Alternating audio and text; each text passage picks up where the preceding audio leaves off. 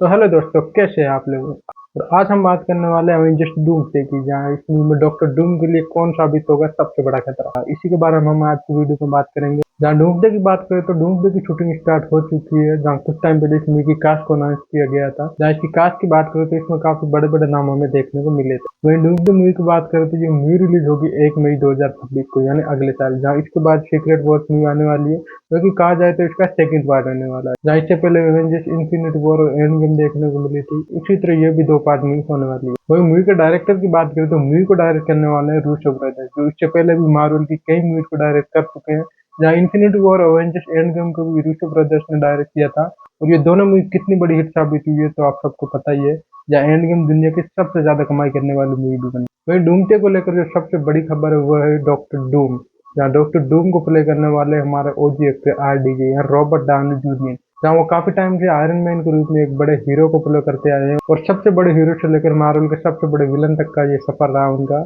वही इस मूवी की स्टोरी लाइन की बात करें तो जो जोनाथन हिकमैन की रन आउट और सीक्रेट वॉर्स वाली कॉमिक बुक को फॉलो करेगी, और वही सेम स्टोरी लाइन इसमें अडेप्ट करने वाले हैं। 2015 में सीक्रेट वॉर्स कॉमिक बुक की बात करें तो इसी में doctor Doom God emperor Doom बनता और सबसे ज्यादा पावरफुल भी बनता।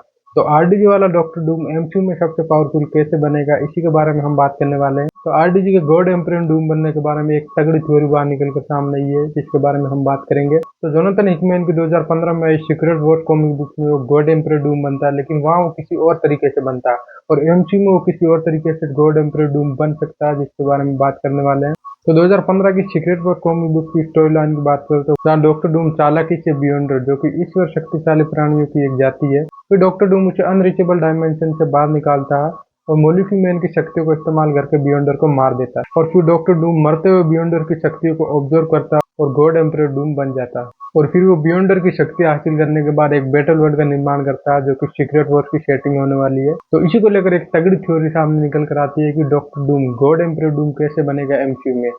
जहाँ बियॉन्डर की बात करें तो बियॉन्डर को अभी तक MCU में इंट्रोड्यूस नहीं किया गया है, जो कि मार्वल की सबसे बड़ी प्रॉब्लम होने वाली है कि आखिर मार्वल इस प्रॉब्लम को कैसे सॉल्व करेगा और डूम को गॉड एम्परर डूम कैसे बनाएगा।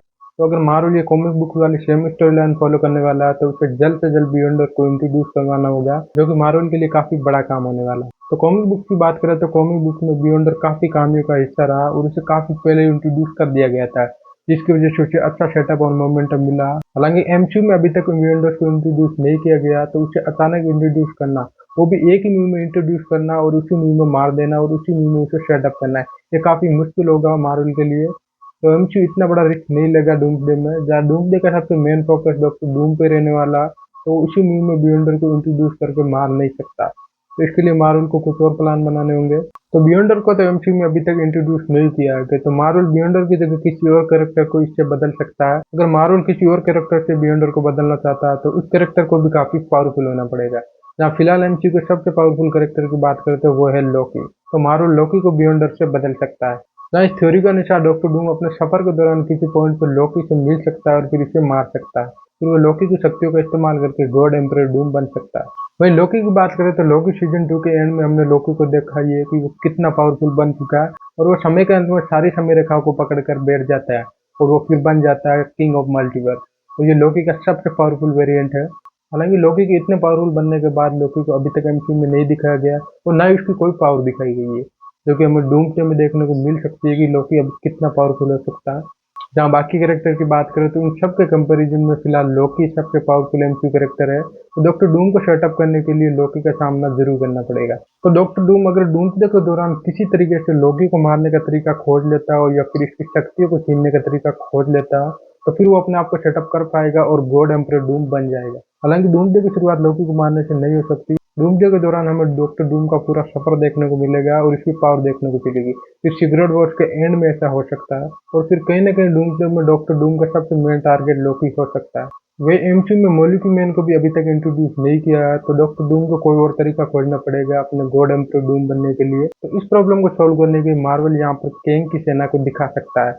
जहाँ हमने एंटमैन मूवी के एंड में देखा था, जहाँ कैंग और उसकी पूरी सेना तैयार हो चुकी है, तो फिर कैंग को हटाने के बाद इस प्लान को ड्रॉप कर दिया गया है। तो फिर डॉक्टर डूम अपने आप को पावरफुल दिखाने के लिए और अपने आप को सेटअप करने के लिए कैंग और उसकी पूरी सेना को खत्म कर सकता है। और फिर डॉक्टर डूम यहाँ पर कैंग की सेना को खत्म करने के बाद लोकी की तरफ आगे बढ़ सकता है। तो जिस तरह इन्फिनिटी वॉर का एंड थोनेस को गॉन्टलेट और सारे स्टोन हासिल करने के साथ हुआ, उसी तरह डूम्सडे का एंड डॉक्टर डूम द्वारा लोकी को मारने से हो सकता है। वही सीक्रेट वर्ल्ड की शुरुआत बैटल वर्ल्ड क्रिएट करने से होगी। हालांकि लोकी को मारना एमसीयू के लिए एक बहुत बड़ी दिक्कत साबित हो सकती है।